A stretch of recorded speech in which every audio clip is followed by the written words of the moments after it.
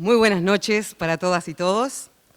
Les damos la más cordial bienvenida a esta actividad organizada por la Fundación Liber Seregni y el Instituto República y Democracia. Queremos agradecer muy especialmente la hospitalidad de la institución teatral El Galpón, la presencia de todos ustedes hoy aquí. Ustedes saben que comunicación, política y redes sociales en la era de la posverdad es la charla que dictará hoy nuestro invitado, a quien también le vamos a agradecer muy especialmente por estar aquí. Pablo Iglesias es fundador de Podemos, ex vicepresidente segundo de España, actualmente es investigador en comunicación en la Universitat Oberta de Cataluña, presidente del Instituto República y Democracia, produce y presenta el podcast La Base. Queremos dejarles entonces el micrófono y este tiempo para poder compartir y escucharlo a él. Gracias nuevamente por estar con nosotros.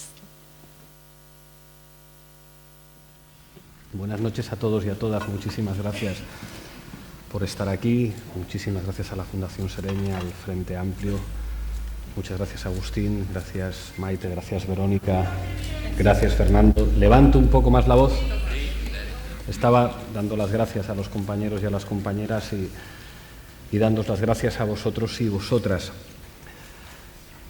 Sabía que tenía que hacer una primera intervención antes de responder a las cuestiones que me planteen los compañeros y le estuve dando muchas vueltas a la forma en la que encontrar un ejemplo práctico que sirviera para ilustrar el tema de esta exposición, que tiene que ver con la comunicación, con la derecha mediática, con la posverdad, con los escenarios de combate ideológico en sociedades mediatizadas. Y tenía muchas dudas porque no estaba seguro de que tuviera sentido hablar exclusivamente de la experiencia española, porque hablar de eso, aparte de que generaría una asimetría de información, no me parecía como lo más interesante para extraer elementos para una discusión común, independientemente del país en el que vivamos o actuáramos políticamente. Me parecía absurdo también estudiar política chilena y estudiar la estructura de propiedad de los medios en Chile y los actores mediáticos, en Uruguay. Y se me ocurrió finalmente que buscar un tercer país con el que pudiéramos tener una aproximación compartida podía ser lo más interesante. Y estuve trabajando en un artículo sobre Chile, porque además el día que conocí a Fernando en Madrid estuvimos hablando mucho sobre Chile.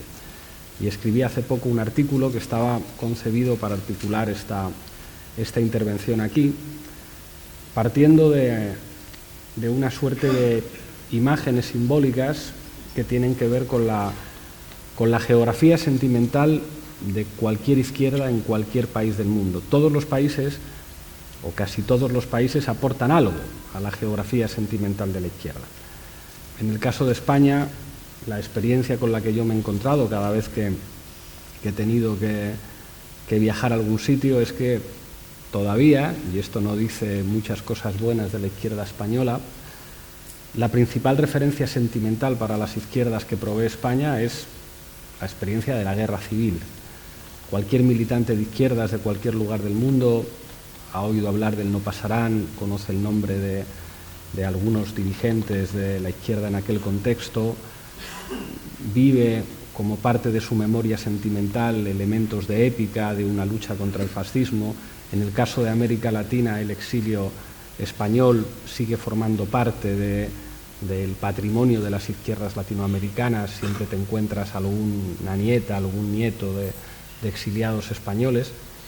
Del mismo modo, Uruguay es un país que no ha dejado de producir significantes que llenan la geografía sentimental de las izquierdas. Les contaba antes a los compañeros del Frente Amplio en una jornada de formación interna que cuando yo era pequeño, en Navidad en mi casa se escuchaban villancicos, pero también se escuchaba a Daniel Biglietti y también escuchaba las canciones de los Tupamaros y leíamos a Benedetti y a Eduardo Galeano y escuchaba hablar de Raúl Sendic, y desde hace unos cuantos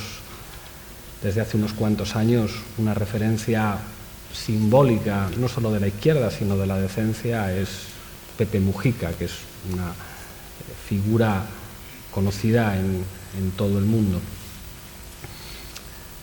A partir de ahí, a partir de esas geografías sentimentales que muchas veces están llenas de arquetipos o de simplificaciones, les quería hacer una propuesta para aterrizar en el objeto de la intervención.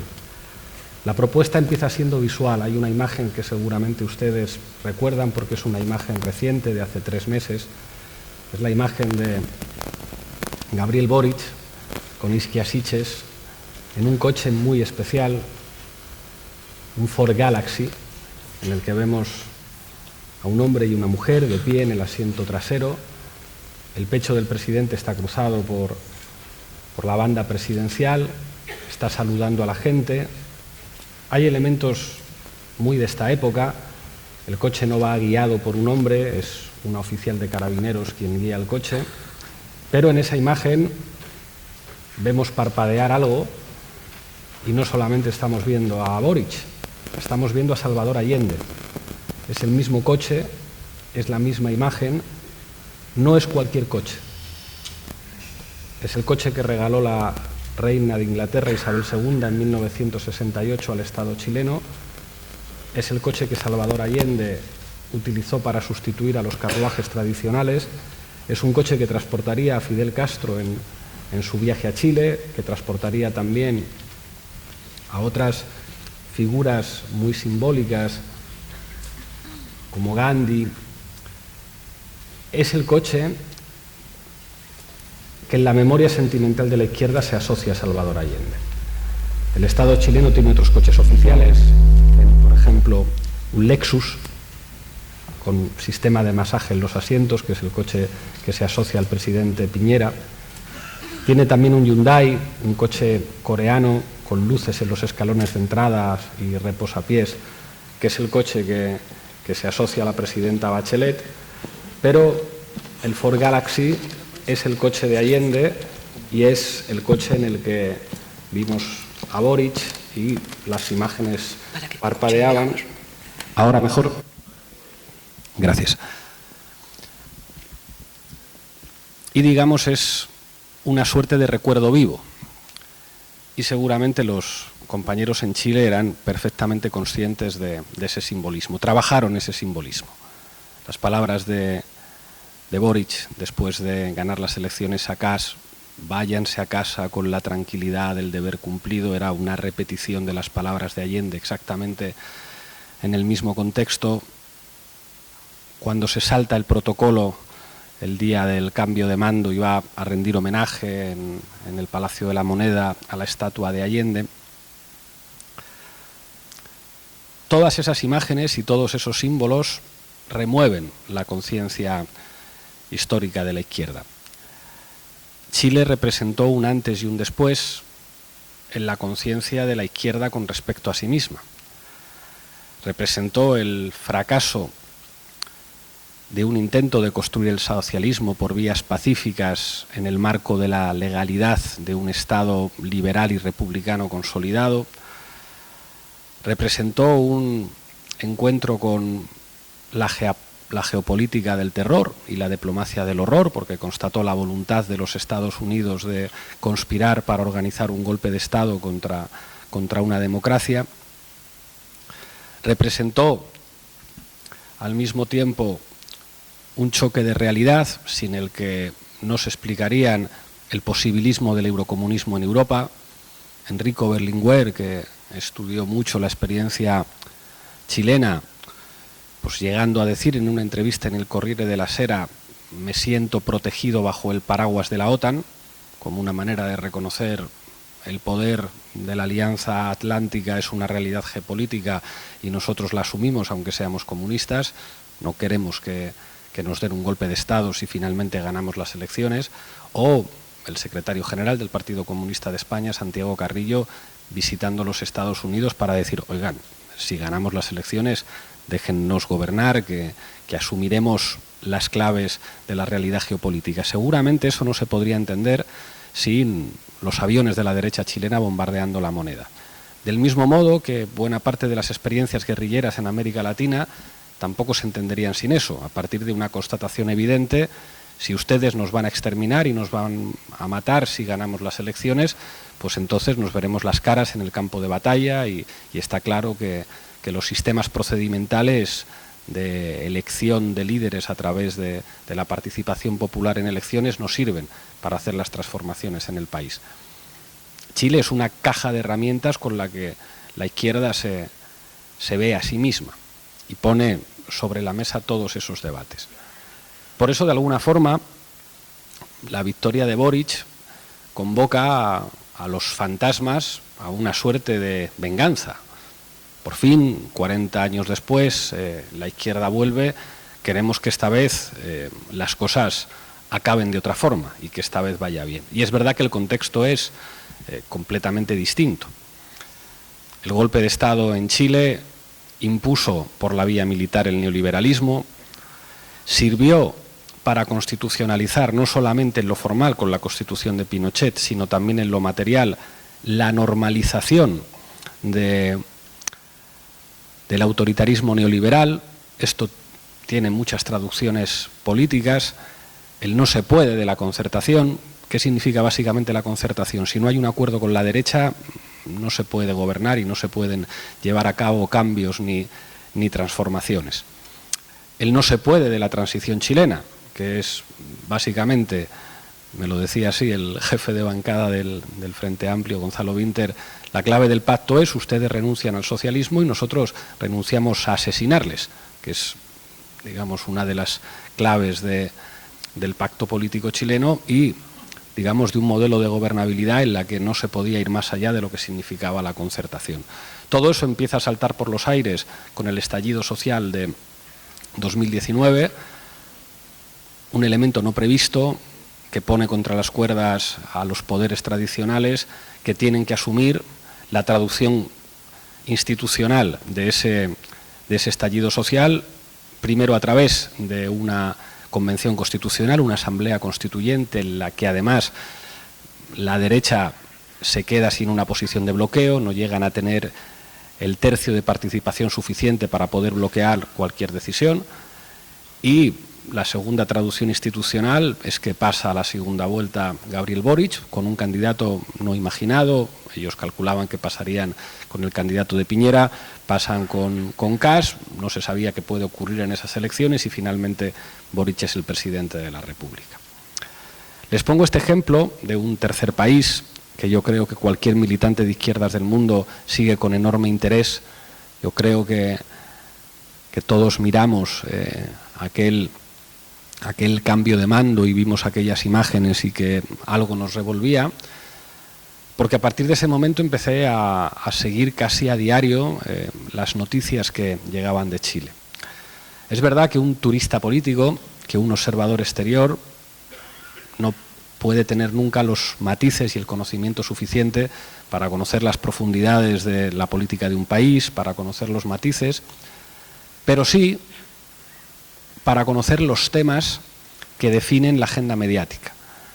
Y todos los días sigo un portal digital que analiza los editoriales de los principales periódicos y sigo algunos cortes de la televisión, tanto en las tertulias como en los noticieros, y los compañeros me han hecho llegar algunos estudios sociales y demoscópicos sobre los niveles de valoración del presidente y del gobierno y los niveles de el estado de opinión con respecto a la nueva Constitución y a los temas de la nueva Constitución. Y la constatación principal a la que llego después de observar eso, y por eso no quería hablar de Uruguay ni de España, quería hablar de Chile, es que el principal actor político que hace oposición al gobierno no son los partidos de la derecha, es la derecha mediática. En este artículo escribía una suerte de provocación que decía: consejos para un inversor que vaya a Chile. Si quiere saber quién manda en la izquierda, hable con el gobierno, hable con la dirigencia del Frente Amplio de Chile, hable con los líderes sociales. Si quiere saber quién manda en la derecha, no pierda el tiempo con dirigentes políticos conozca a los dueños del Mercurio, entonces sabrá quién dirige la oposición de derechas en ese país. Me llegó una entrevista a quien es quizá una de las figuras que mejor comunica del gobierno chileno, Camila Vallejo, una ministra crucial en el gabinete que además tiene las tareas de la portavacía. Era una entrevista que le hacía el periódico de su partido, El Siglo. No podía ser una entrevista difícil. Y curiosamente, casi todas las preguntas de la entrevista eran sobre temas notablemente incómodos para el gobierno. La violencia en la Araucanía, los problemas de seguridad, de aumento de la delincuencia y de orden público, el problema de los derechos indígenas en la Constitución, que genera un descontento notable entre amplios sectores de la población, y solamente al final llega una pregunta, que esto es lo que me sorprendió, que podría haber sido la pregunta favorable. Hasta ese momento todas las respuestas de Camila Vallejo eran impecables, eran las respuestas de un cuadro político con una enorme formación y experiencia con los medios de comunicación y respondía a las preguntas con los temas difíciles con muchísima precisión, con muchísimos temas. Se notaba que sabía cómo manejar perfectamente los marcos más difíciles. Tenía mucho fondo de armario en el discurso para hablar de eso. Pero de pronto le lanzan una pregunta que debería ser, o te colocan el balón en el punto de penalti, y es como, pero ¿mantiene el gobierno de Gabriel Boric una agenda de superación del neoliberalismo? Digamos, ahí lo tienes, dispara, aquí lo tienes todo. Y la respuesta, sin embargo, era enormemente genérica. La respuesta era, vamos a desmercantilizar los derechos sociales. ¿Qué significa eso? Entiendo lo que significa, pero ¿qué mensaje es ese? Desmercantilizar los derechos sociales. Y a partir de ahí se empieza a intuir que eso forma parte de un proceso gradualista. Digamos que esto es una fase previa en la construcción del Chile que soñamos, el Chile que nos gustaría. Lo leo varias veces y llego a la conclusión de que la propia agenda de cambio del gobierno no está articulada como un discurso con marcos y con mensajes propios.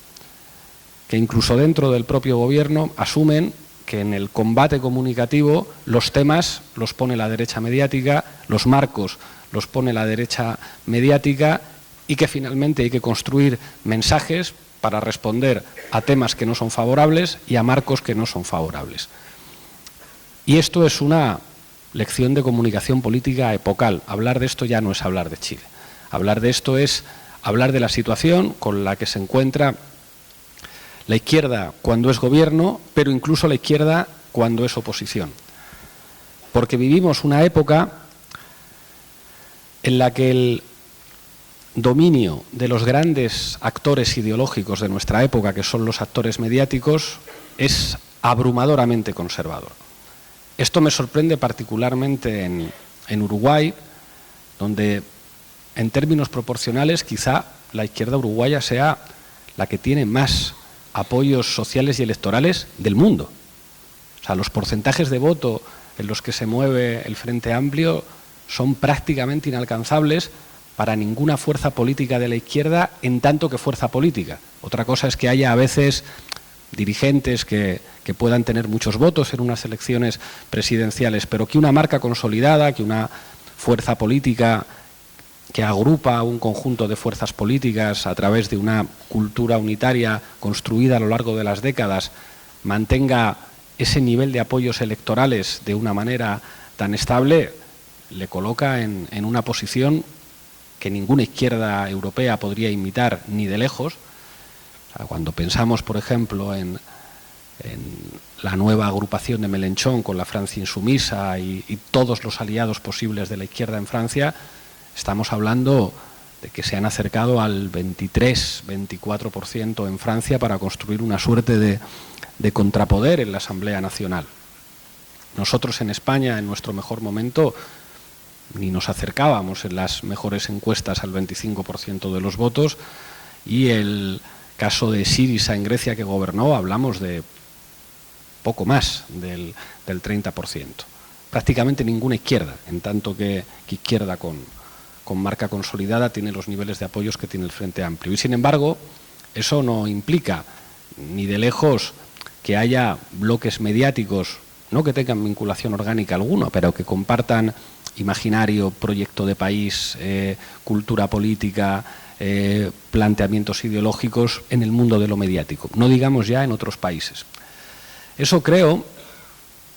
Esa realidad creo que merece una reflexión por parte de la izquierda a nivel mundial en un contexto en el que al dominio abrumadoramente conservador de los grandes medios de comunicación se le unen un tipo de comunicación en las redes sociales que han incumplido una promesa que hace 15 o 20 años algunos soñábamos como que era una promesa democratizante. Hace 15 años se podía imaginar que las redes sociales iban a democratizar la información y que la capacidad de ciudadanos anónimos de interactuar en las redes sociales con líderes políticos iba a suponer una apertura democrática sin precedentes en la manera en la que se gestionaba la información. Lo que tenemos es que las redes sociales se han convertido en espacios de disputa política muy interesantes, pero al mismo tiempo en espacios de basura, en espacios enormemente tóxicos, donde las fake news y las noticias falsas pueden operar con unos niveles de impunidad notable y condicionar al mismo tiempo la actividad de los grandes medios de comunicación. Redes sociales como WhatsApp se han convertido en espacios donde las noticias ya no operan como dispositivos de información, sino como dispositivos de confirmación ideológica. ¿Qué quiero decir con esto? Una noticia no funciona porque cuente algo. Una noticia funciona porque confirma algo, porque confirma una intuición ideológica independientemente de que esto sea verdad o mentira. En un ejemplo se entiende fácil. Aparece en una viñeta un señor viendo la televisión y su hija al lado le dice: papá, ¿pero no ves que te están mintiendo? Y el padre contesta: hija, ¿cómo me van a estar mintiendo si la tele dice lo que yo pienso? Esa viñeta sirve para entender perfectamente cómo funcionan las fake news como dispositivo que confirma intuiciones ideológicas y que redefine de alguna manera el campo de batalla política que es la ideología. Una época donde las audiencias de nicho han sustituido a las viejas concepciones de votante medio o de espectador medio, una época donde la segmentación de datos se hace viable y plausible en un diseño de mensajes de campaña, una época donde los dispositivos audiovisuales se convierten en el mecanismo de socialización más habitual. La gente se sigue socializando tomando café, tomando cervezas, en la fábrica, en el centro de estudio, pero nunca antes los niveles de socialización habían sido tan abrumadoramente presentes en diferentes tipos de redes sociales. Buena parte de la gente, para ligar, para buscar una relación amorosa o sexual, usa Tinder o otras redes de contactos en lugar de las redes tradicionales. No es un asunto ni mucho menos menor.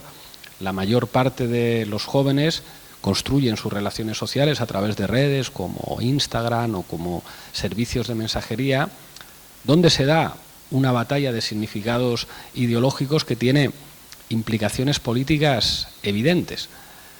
No es casual que este sea el mundo en el que emergen liderazgos políticos que son en sí mismos un desprecio a las reglas históricas de la democracia liberal. Que en un país como Estados Unidos, donde se suponía que había un sistema de check and balance que garantizaba, bueno, pues que hasta cierto punto los presidentes de los Estados Unidos tenían que ser figuras previsibles, que haya sido presidente Donald Trump y que pueda volver a serlo, no solamente es una anécdota o una anomalía, es una prueba inequívoca de que la democracia liberal, tal y como la hemos conocido, puede tener sus días contados. Y esto lo hemos podido ver en Brasil con Bolsonaro, en el Reino Unido con Boris Johnson, en la Hungría de Orbán, en Polonia. Podría ocurrir en España más temprano que tarde, podría ocurrir en Italia. Digamos que el contexto de de batalla ideológica en nuestros días se está redefiniendo hacia terrenos muy peligrosos y tengo la sensación de que no siempre las izquierdas a nivel mundial han entendido o están entendiendo la importancia de contar con armas de combate ideológicos adaptadas a nuestros tiempos. Armas de combate ideológico no quiere decir necesariamente armas de partido, sino armas de combate ideológico en un sentido mucho más amplio. Las derechas tradicionalmente han dado mucha importancia a los instrumentos de combate ideológico, a la educación, a los medios de comunicación, al entretenimiento, a la propia información política. Y creo que avanzamos hacia sociedades donde la redefinición de ese terreno de juego representa una amenaza para la democracia en los términos en los que la hemos conocido, si no hay una respuesta en términos de defensa desde la ideología, no solamente desde la metodología de lo que significa una noción de democracia asociada a los derechos sociales y a la conversión de los privilegios de los menos en derechos de los más, que eso es lo que es básicamente la democracia, un proceso histórico en el que las mayorías van arrebatando privilegios a las minorías para convertirlos en derechos. Y creo que con esta introducción ya tenemos material para el debate. Gracias.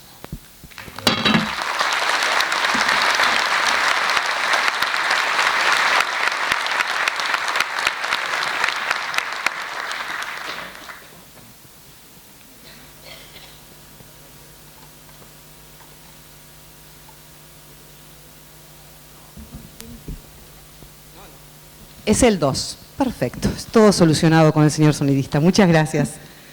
Bien, muchísimas gracias, Pablo Iglesias, por su presentación. También queremos agradecer a la delegación del Instituto República y Democracia por estar en Uruguay para llevar adelante todas estas actividades que son muy valiosas para nosotros. Hemos pedido a quienes nos están acompañando hoy arriba del escenario que formulen algunas preguntas a nuestro invitado. Yo les voy a marcar un orden como para que simplemente lo tengan. Maite, Agustín, Verónica y Fernando. Y bueno, Pablo, tú vas a decir basta en algún momento. Bien, buenas noches. Voy a arrancar por el final.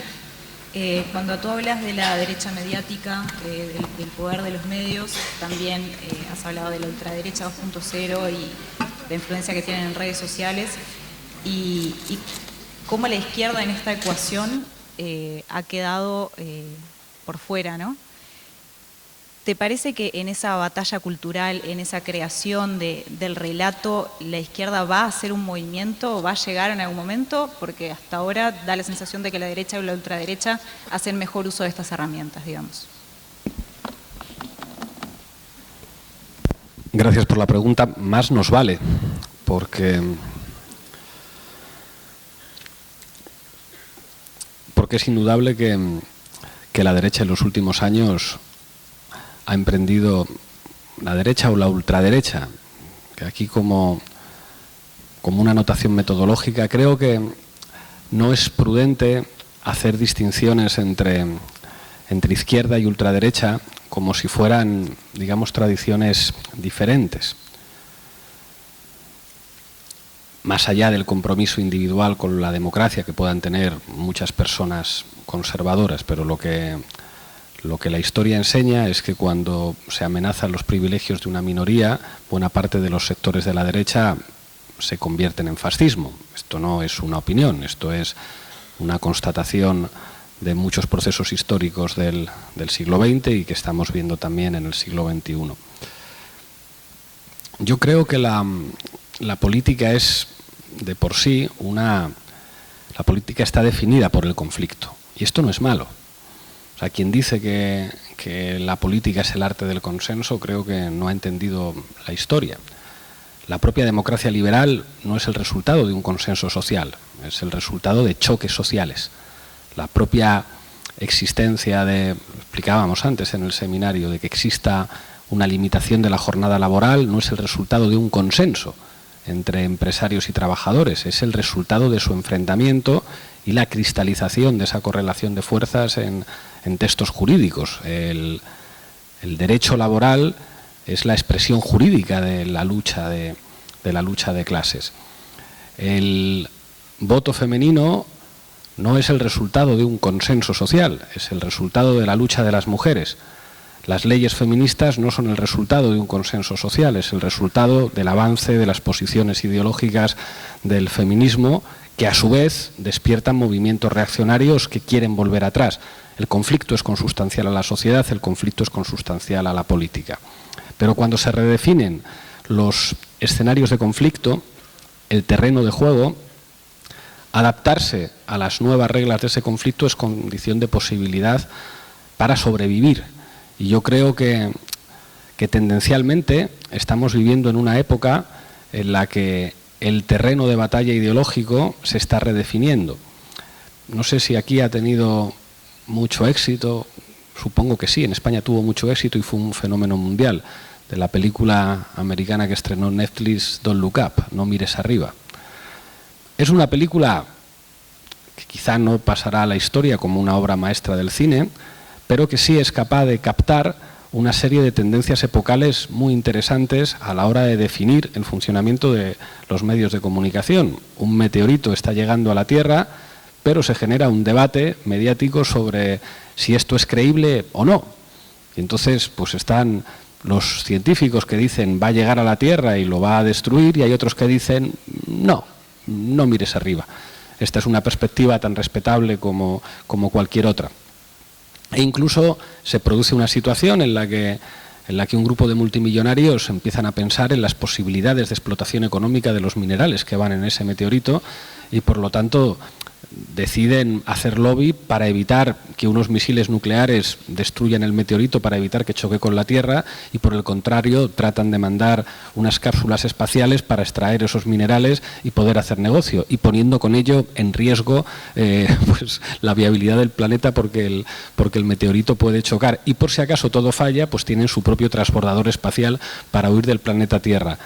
Esta locura de esta película, que cuenta todo esto en clave de humor, en realidad pues está describiendo buena parte de las realidades que estamos viviendo.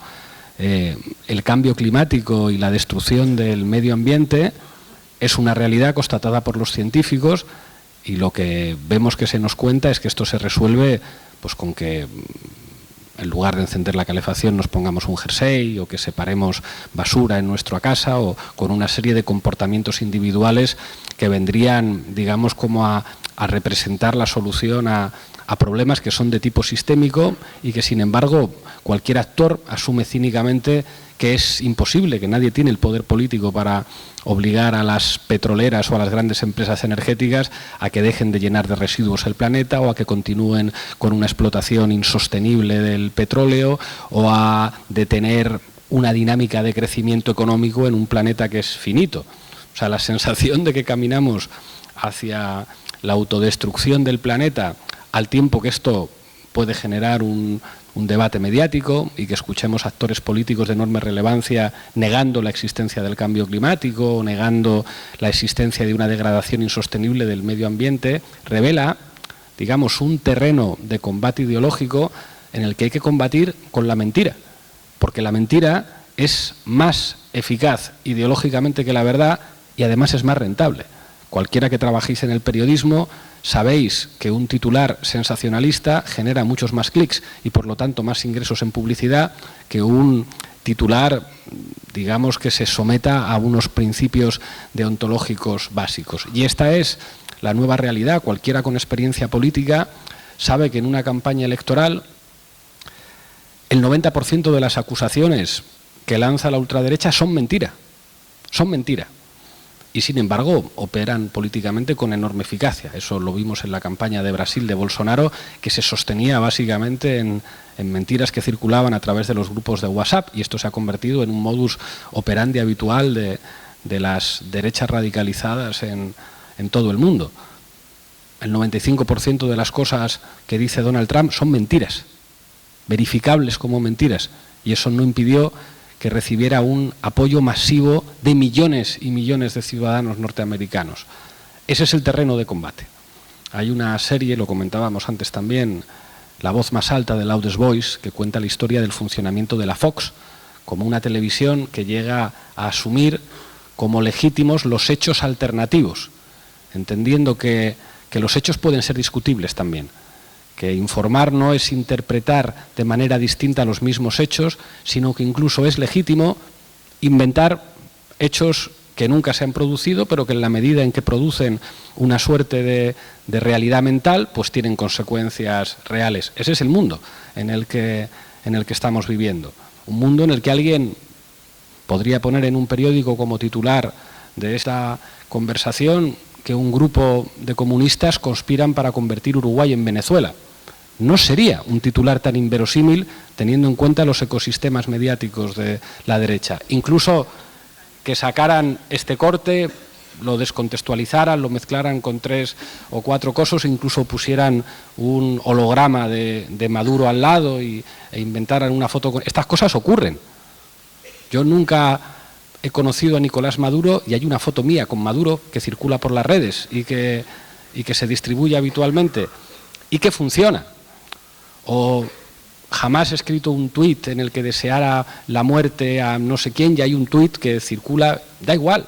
O sea, da igual que haya una agencia de verificación de noticias que diga eso es mentira. El efecto ideológico de la mentira funciona perfectamente y eso cualquier dirigente político de la izquierda lo ha vivido en sus propias carnes. ¿Qué más da que sea verdad o no el rumor para desacreditar o para destruir la reputación de una persona? Lo fundamental no es que sea verdad, ni siquiera es tan importante que quede desmentido. Si ha servido para confirmar la intuición de cientos de miles de personas que odian a esa figura, van a aceptar ese relato aunque no sea cierto. Ese es el nuevo terreno de juego de la política.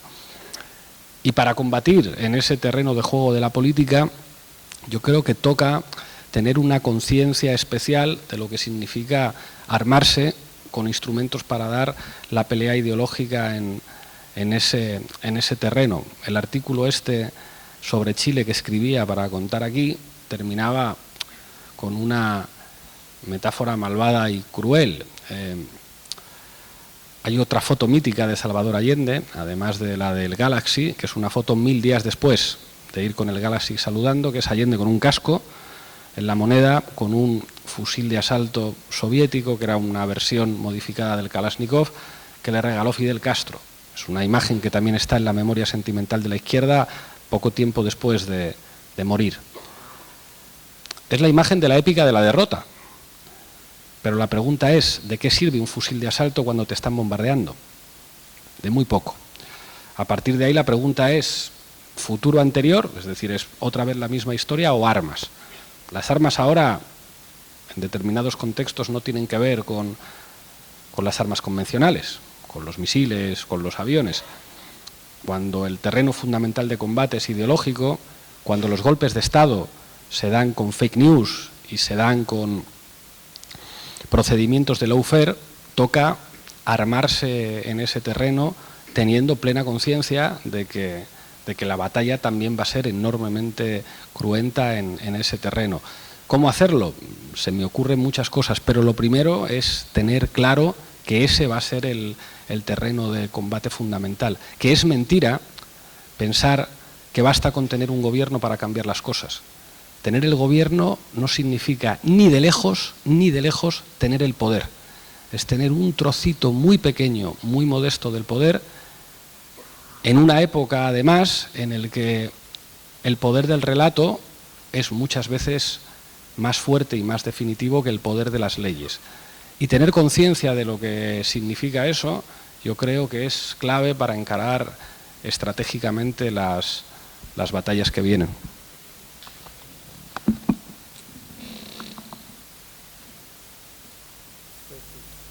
Hola, ¿se escucha? Sí. Bueno, gracias Pablo por tu presentación y además especialmente por haber aceptado la invitación para estar acá en Uruguay. Intentaba reflexionar a partir de lo que vos planteabas, que en realidad la izquierda en general y en particular en Uruguay no es que enfrente ahora un contexto adverso en términos del ecosistema de medios. En realidad lo enfrentó siempre y lo enfrentó incluso en momentos muy difíciles, por ejemplo durante la dictadura, ¿sí? Ahora, uno tiene la impresión de que sí estamos enfrentando una situación distinta que tiene que ver con un relato que está construido en parte a base de cosas que son mentiras o medias verdades, y en donde cumplen un rol muy importante estas noticias falsas, estas fake news, ¿no? Y uno tendería a pensar que el fenómeno de las redes sociales también existió siempre. Una rueda de mate, vos que tomás mate lo sabrás, es una red social en algún sentido, en donde la gente intercambia información, opiniones, etc. El problema es que si allí se dice algo falso, como ese contexto tiene cierta característica de habitual, uno tiene que responder por eso falso que dice, ¿verdad? Ahora, en las redes sociales parece darse un fenómeno de anonimato, y en algunos casos directamente se trata de perfiles falsos que difunden este tipo de noticias, que terminan en una cierta impunidad, ¿verdad? Es decir, no hay, en definitiva, quien responda por esa información falsa que se lleva a un medio, y además los propios medios, en muchos de los casos, transmiten y amplifican esta información falsa.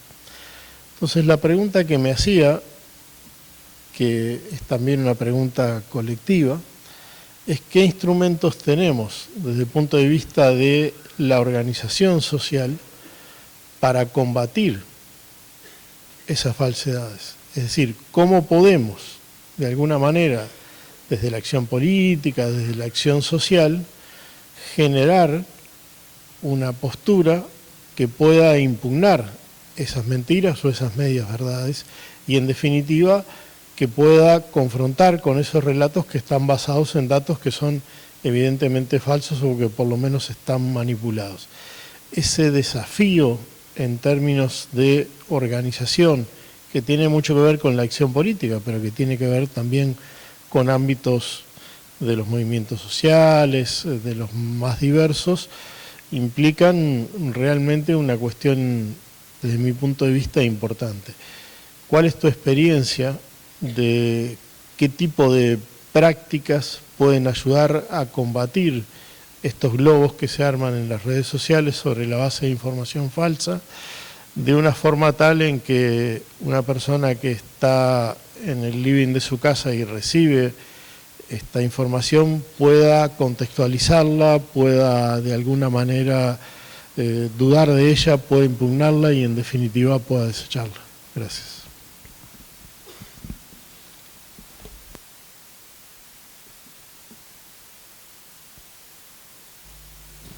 A ver, ahora sí. Una primera observación, lo decías, Agustín, siempre ha habido redes sociales. Una red social también es un grupo de gente tomando mate. Una red social puede ser una parroquia, puede ser la organización sindical en la fábrica. Es verdad. Y alguien podría decir, toda la literatura occidental son notas a pie de la Odisea y de la Ilíada, y podría ser verdad. Pero hay que tener en cuenta que hay determinados dispositivos de comunicación tecnológica que cambian la manera de ver el mundo. Benedict Anderson, que tiene un libro que se llama Comunidades Imaginadas, señala que el origen del nacionalismo, entendiendo el nacionalismo como un vínculo emocional con la nación, es indisociable de la aparición de dos dispositivos tecnológicos que son la novela y el periódico. La novela y el periódico, la propia estructura narrativa de la novela y la estructura de noticias y de relatos de un periódico permiten que un Homo sapiens sapiens pues de repente adquiera la noción de estoy en un país. El país no lo ves, te lo tienes que imaginar. Uno no abre la ventana por la mañana y dice Uruguay, como no se ve, como cuando lo ves en un mapa, hay que imaginarlo. Para poder imaginar una nación, dice Benedict Anderson, hacen falta esos dos dispositivos que redefinen por completo la política. Es decir, cuando la gente empieza a pensar en clave nacional, digamos que se redefine la forma en la que se organizan las administraciones, la manera en la que se organizan los movimientos políticos y los movimientos sociales. Incluso las agrupaciones políticas empiezan a denominarse aludiendo al elemento nacional. Partido Socialista de Chile, Partido Socialista Obrero Español. Eso es una mentalidad que ha sido posible por ese tipo de dispositivos.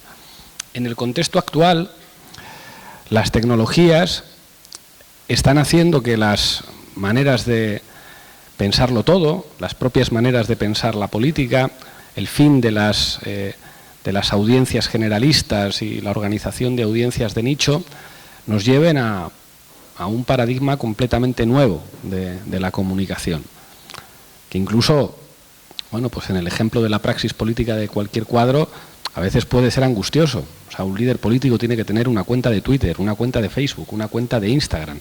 Tiene que tener personas que básicamente van retransmitiendo su vida en cada momento. Si tú estás, o sea, como Instagram es particularmente agresivo, porque es como ya puedes salir allí como lavándote los dientes y eso puede ser una historia simpática para tus seguidores. Es decir, es una redefinición de la comunicación en donde cuenta la ropa que llevas, el momento íntimo, el momento con la familia.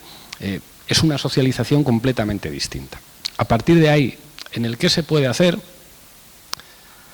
el planteamiento tiene que ser disputar la propiedad de todo eso.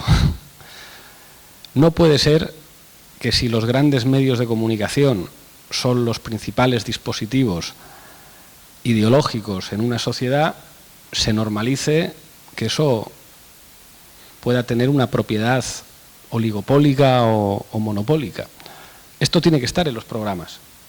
Es decir, la izquierda tiene que asumir que si gobierna, los oligopolios mediáticos se tienen que acabar, que no se puede consentir que haya oligopolios mediáticos y que no se puede consentir que el acceso a los medios de comunicación sea exclusivamente a través de la financiación de empresas multinacionales, bancos o fondos buitre. Es más, habría incluso que plantearse si es legítimo que un banco pueda ser propietario de un medio o que una multinacional sea propietaria de un medio o que, no sé, una red de supermercados pueda tener medios de comunicación bajo su propiedad, porque es evidente que entonces nadie va a poder hablar mal de esos supermercados si no venden productos de calidad.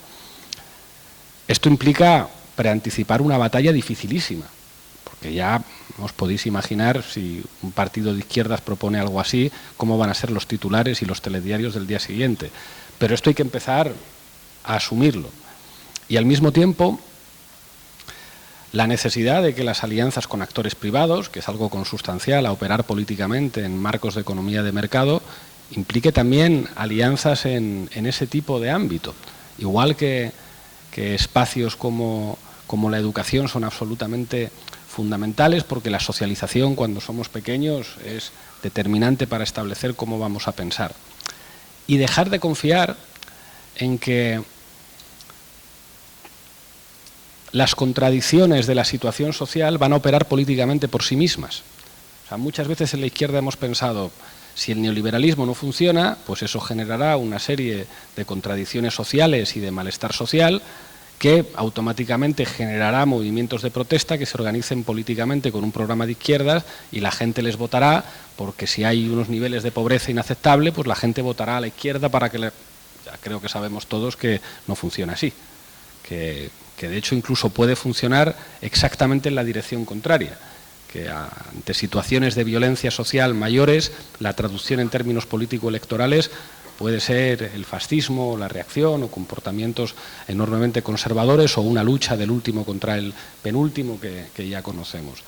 Y a partir de ahí la clave es asumir como absolutamente central contar con el mayor número de dispositivos comunicativos posibles para hacer política. Insisto, cuando digo contar, no digo que los partidos se tengan que convertir en medios de comunicación o tener medios de comunicación que obedezcan a lo que diga el partido, eso es completamente absurdo, sino entender que los bloques de transformación social tienen que contar con dispositivos de intervención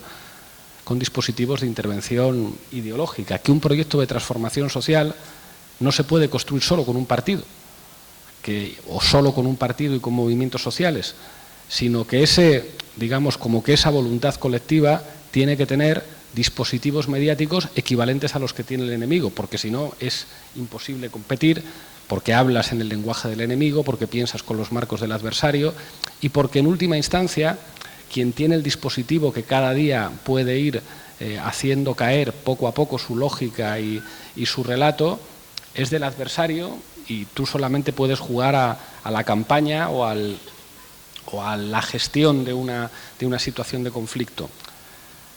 Es posible ganar un debate a la derecha, pero es muy difícil ganar a la derecha si la derecha cada día tiene horas y horas y horas y horas de televisión para imponer sus temas e imponer sus marcos, aunque tú tengas una candidata o un candidato que lo hace mejor en el debate.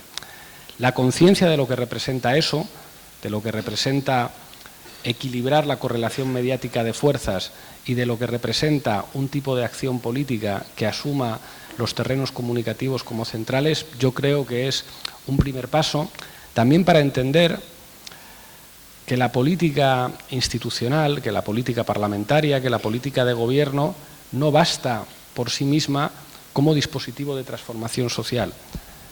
Hacíamos una base esta semana en la que nos preguntamos cómo es posible que la izquierda gobernando en España, me refiero a Unidas Podemos estando en el Consejo de Ministros, haya logrado desplegar una agenda de políticas sociales sin precedentes. Nunca había habido leyes de protección social en España como las que se han hecho en los últimos 2 años, de avance en materia laboral, de avance en materia feminista, de avance en la protección social, y que eso no tenga una traducción en el comportamiento electoral, pues porque no basta con mejorar la vida de la gente. Mejorar la vida de la gente no tiene por qué tener efectos ideológicos inmediatos. A la pregunta de cómo es posible que la izquierda haga tantas cosas buenas por la gente y no se haga todo el mundo de izquierdas, porque no basta con hacer cosas buenas. Es decir, aparte tiene que haber un convencimiento social de que efectivamente eso ha sido bueno y eso ha operado en clave ideológica. Y eso, yo creo que esa conciencia no siempre está presente en las organizaciones políticas de la izquierda. A ver, sí.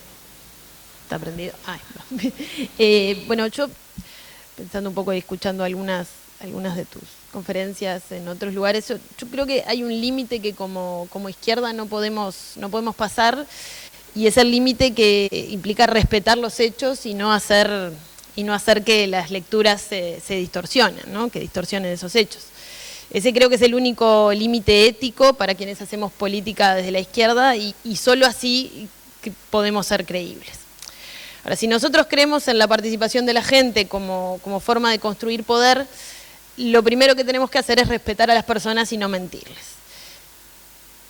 Esto se vuelve difícil, no ceder ante las tentaciones que nos pueden empujar a jugar pisando esa línea y entrar en ese juego, en particular cuando surgen en tiempos electorales, ¿no? Querer jugar en esa línea de poder desvirtuar los hechos reales. Y esto es aún más difícil cuando los otros lo hacen. Y más difícil cuando se venden como neutras, y sí, las lecturas interesadas de la realidad, ¿no? La pluralidad de algunos espacios llevan a ese tipo de lecturas. Todas estas tentaciones se multiplican cuando centramos buena parte de nuestro quehacer político en los medios y ahora más en estos tiempos en las redes. Las dinámicas de la comunicación política nos hacen creer en que existe una especie de cuenta permanente en las que se suman o restan posibilidades electorales, ¿no? Esa cuenta nos obsesiona y muchas veces nos agobia y nos hace responder a la velocidad de Twitter en algunos casos. El punto, creo, es que medios y redes, si bien son importantes, no son los lugares desde los que la izquierda y las personas que no tienen recursos han construido históricamente el poder y han mejorado su correlación de fuerza frente a las circunstancias. Capaz que esto es un poco anticuado o premoderno y suena de esa manera, pero quienes no tienen recursos solo construyen poder a través de la organización, que obviamente tiene que apoyarse en las redes, tiene que apoyarse en las nuevas tecnologías de la información y comunicación, pero que creo que no puede sustituirlas. Yo ahí me pregunto si en verdad el triunfo de la derecha no ha sido llevarnos a pelear en donde ellos son más fuertes, ¿no? En convencernos de que esa competencia política es la democrática, ¿no? En sus espacios. Me pregunto si no nos han llevado a desesperarnos por conseguir recursos para gastar en publicidad, en medios masivos y ahora en micromarketing en redes sociales. Me pregunto si no nos han convencido de que todo es la inmediatez y el corto plazo y donde el triunfo es ser viral, ¿no? Ganar ese espacio de viralidad. Ahora, mi pregunta para vos es si el triunfo de la derecha no ha sido el hacernos creer en atajos y al mismo tiempo hacernos olvidar que las construcciones políticas sólidas tienen que ser de largo plazo y basadas en las organizaciones. Es excelente la pregunta.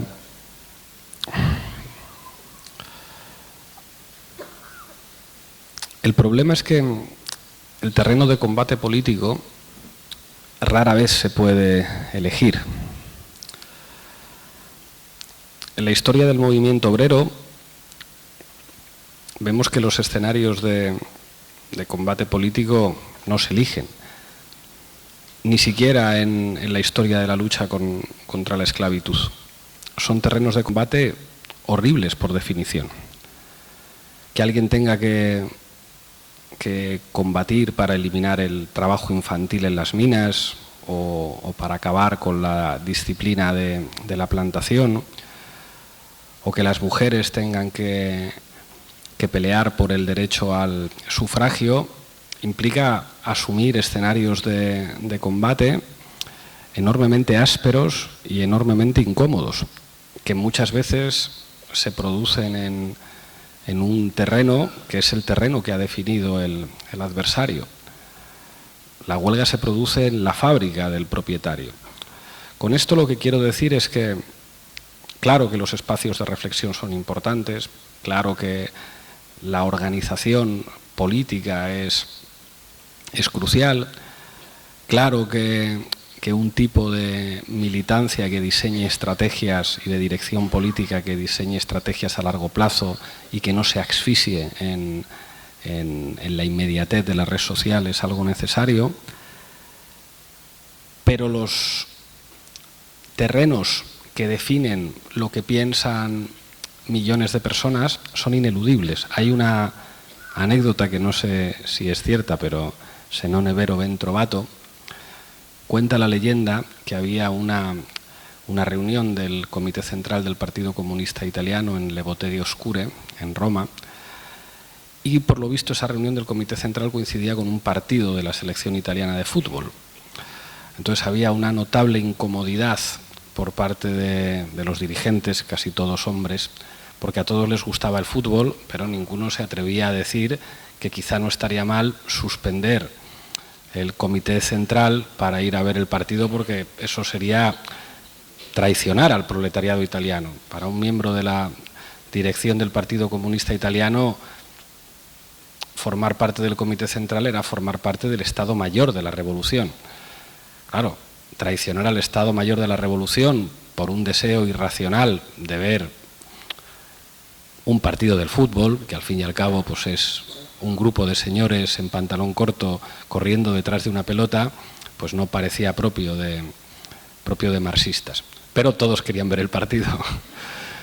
Y parece que tomó la palabra Enrico Berlinguer, el grande secretario, y dijo algo así como: «Compagni, lo que tiene en vilo al proletariado italiano no puede ser desconocido por parte del Partido del Proletariado Italiano, así que todos a ver el partido».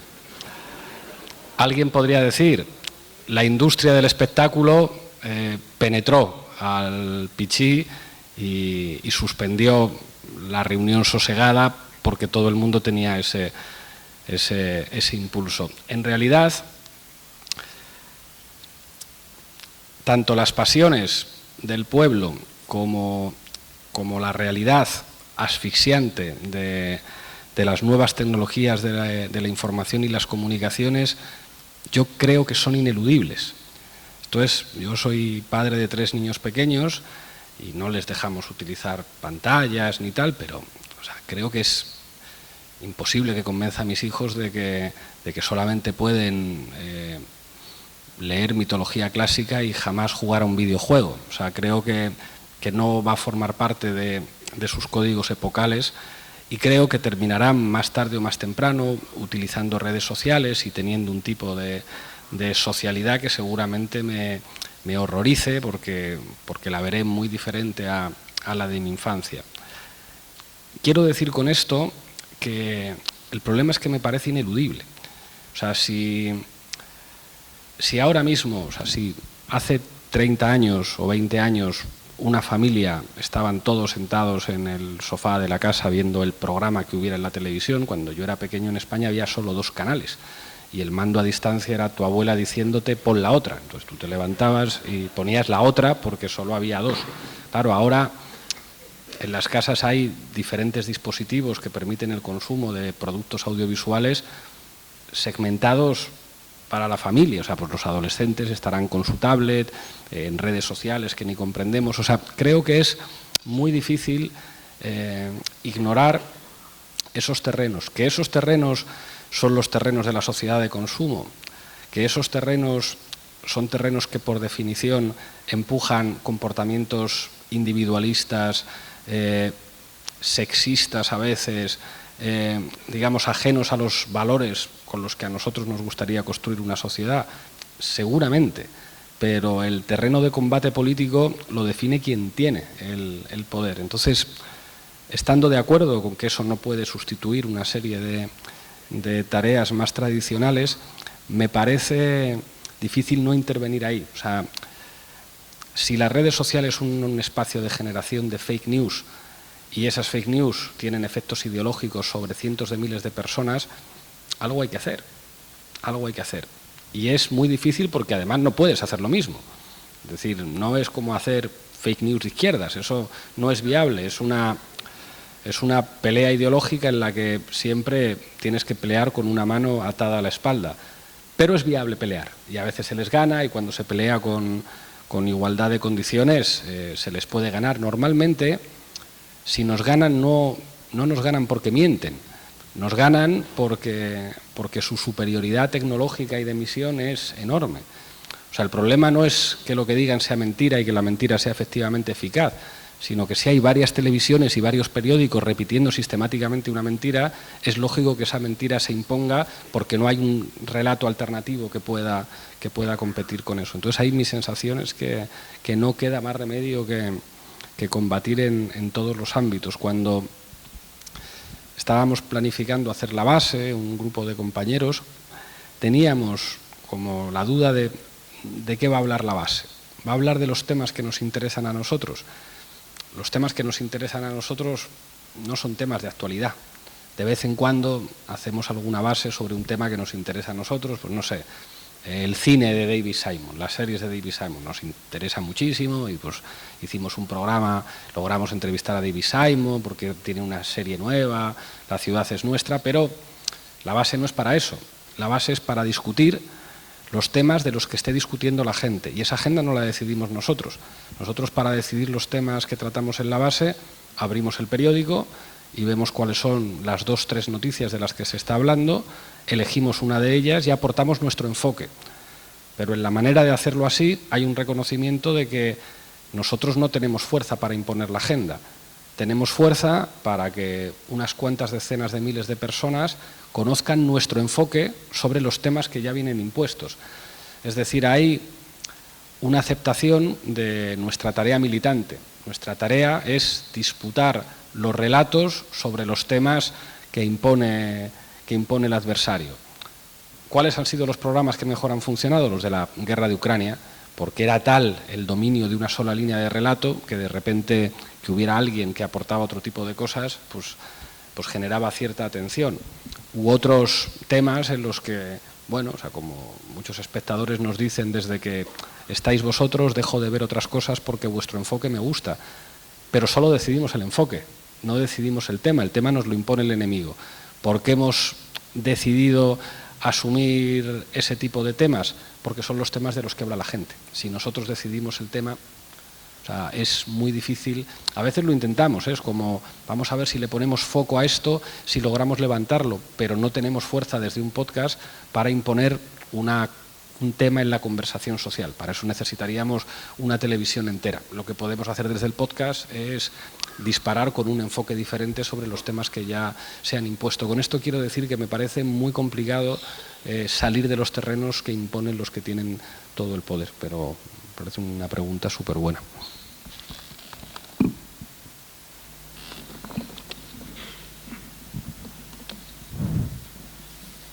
Bueno, muchas gracias antes que nada a la Fundación República y Democracia, también al trabajo que ha hecho la Fundación Seregni para coordinar este evento y el evento de formación que claramente nos desbordó.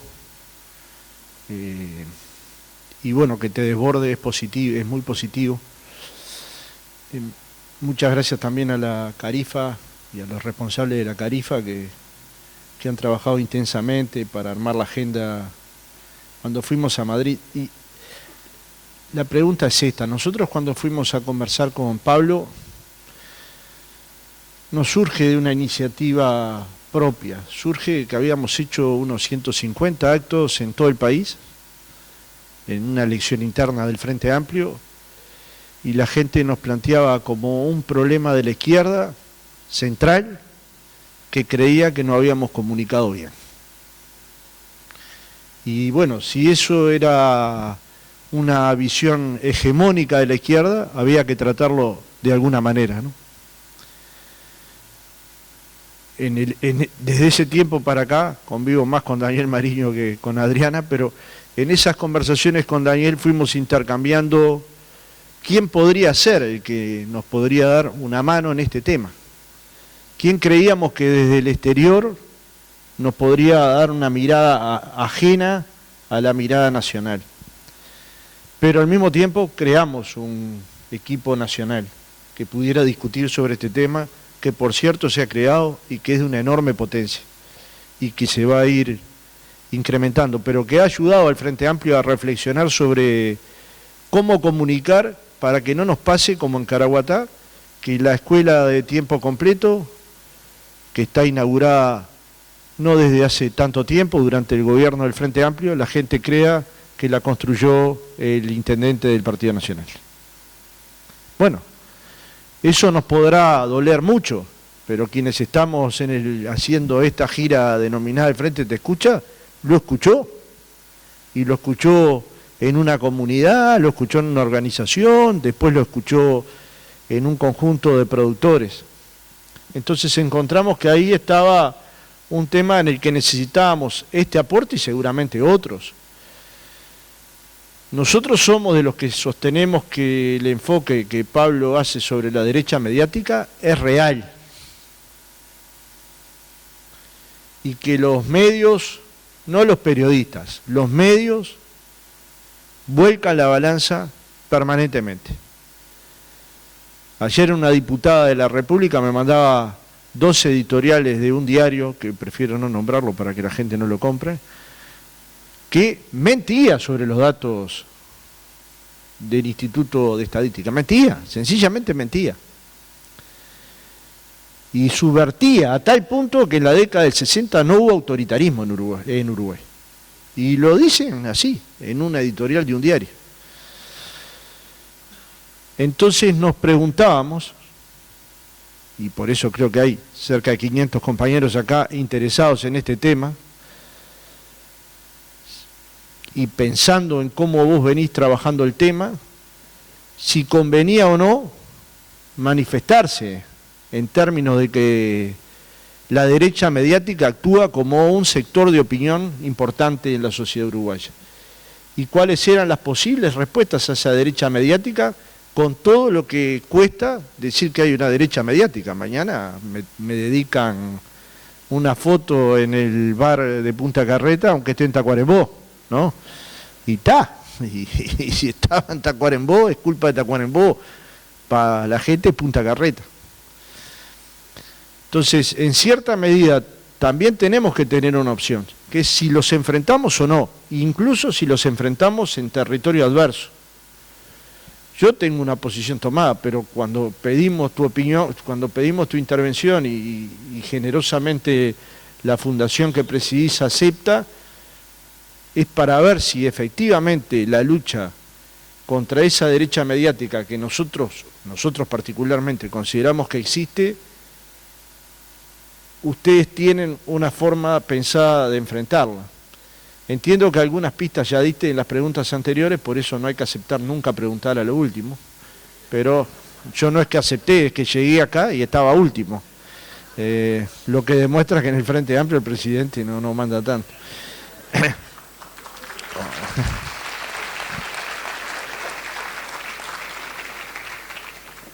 Y la segunda cuestión, yo creo que, si entendí bien, Verónica, el Frente Amplio curiosamente tiene una red social que se llama Comité de Base, que en el Uruguay hay 400, y tiene el objetivo del Frente Amplio de llegar a 500. Y eso funciona como una retransmisión de las decisiones del Frente Amplio, pero al mismo tiempo funciona como una retransmisión a la dirección del Frente Amplio de qué están opinando ahí donde viven, ¿no? Y me pregunto si esa red, no la voy a llamar social porque es una red política, si la red cultural, me refiero al teatro donde estamos, entre otros, ¿no? Entre muchos teatros del Uruguay, dramaturgos, actores, constructores, si otras redes vinculadas al feminismo, que no necesariamente están dentro del Frente Amplio y que no tendrían por qué estar dentro del Frente Amplio, no son vectores para dar esa batalla cultural. Porque parto de la base, capaz que errática, pero parto de esa base, de que los cambios son culturales o no son. La pregunta no sé cuál es, pero arreglate.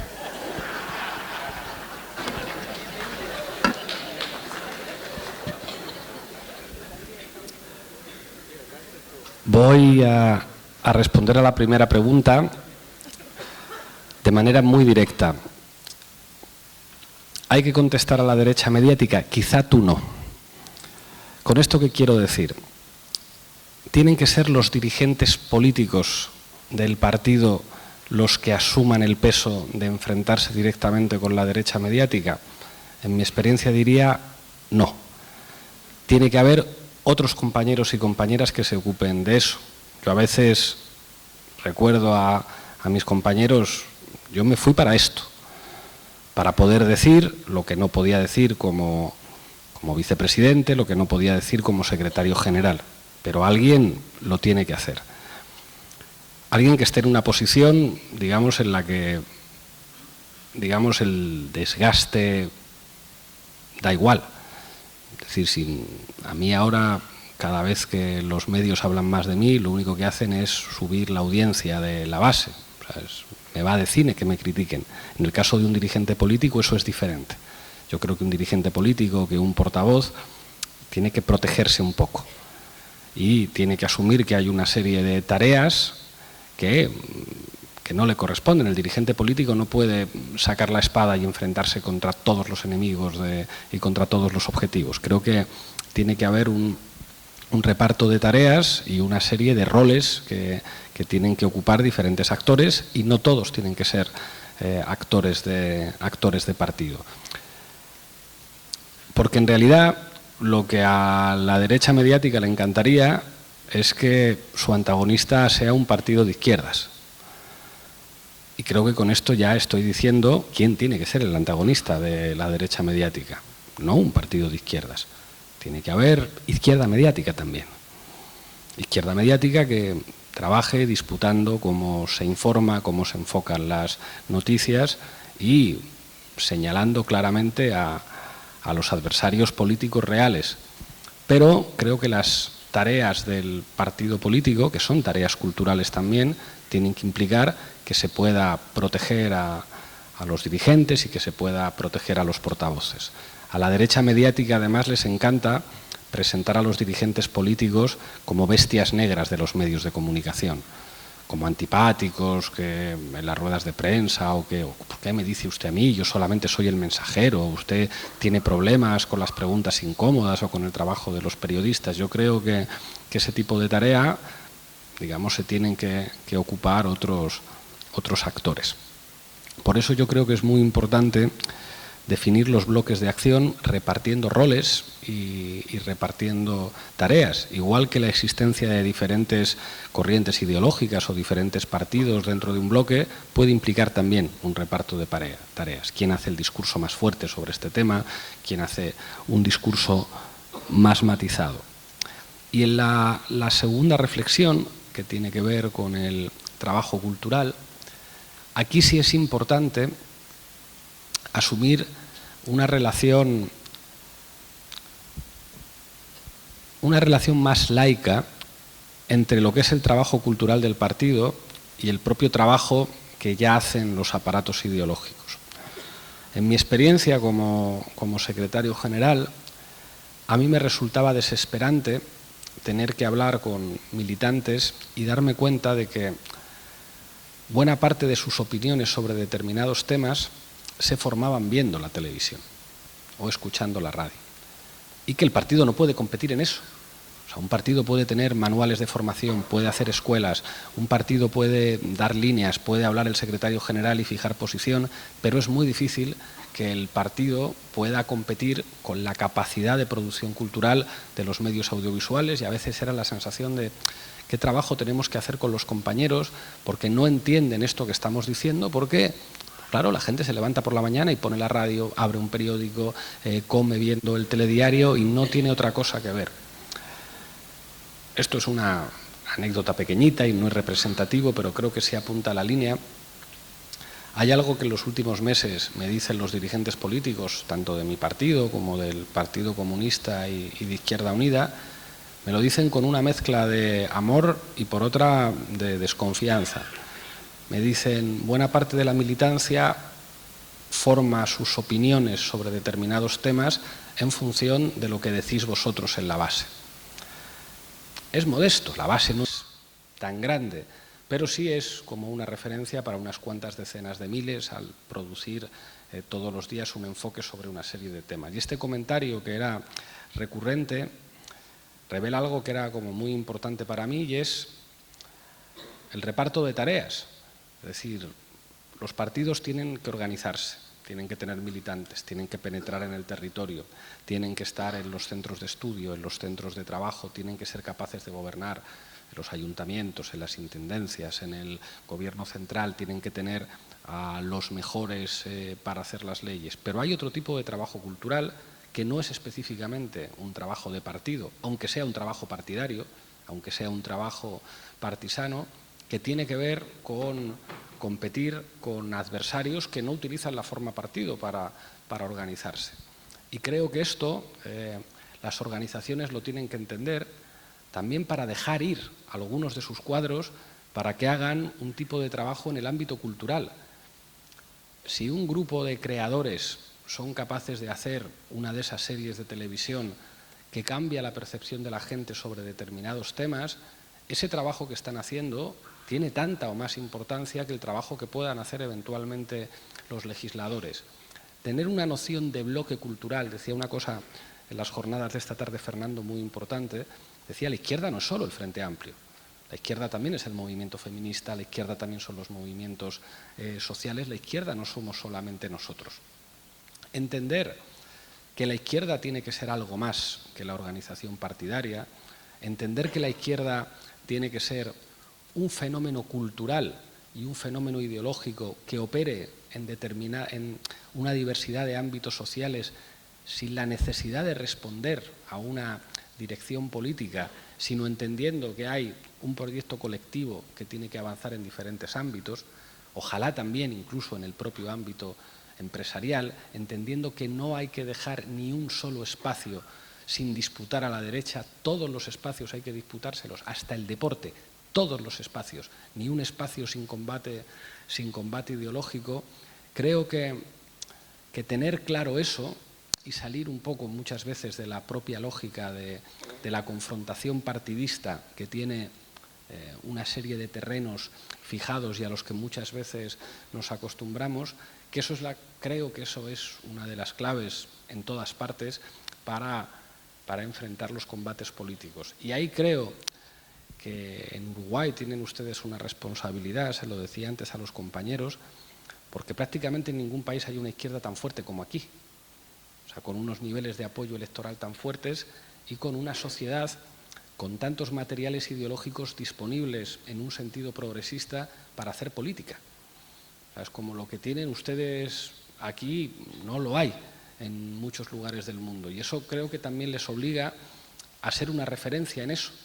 O sea, aquí tienen ustedes material social para llegar mucho más lejos de lo que se ha llegado en muchos países, por el referente electoral que tienen y su fuerza electoral inequívoca, y porque pronto van a volver a gobernar en el país, pero también una sociedad con muchas oportunidades y con una estructura ideológica muy interesante para que Uruguay sea también un laboratorio social de experiencias de las que los demás podamos aprender.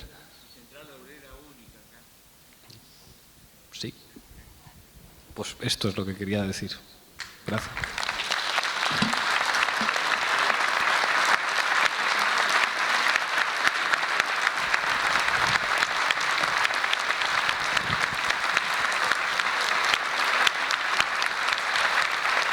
En nombre de la Fundación Liber Seregni y del Instituto República y Democracia queremos agradecer nuevamente a Pablo Iglesias por su visita, a todos ustedes por estar aquí. Esperamos encontrarnos nuevamente muy pronto en otras actividades. Saludamos, además de Pablo Iglesias, a Agustín Canzani, Maite Sarasola, Fernando Pereira y Verónica Piñeiro.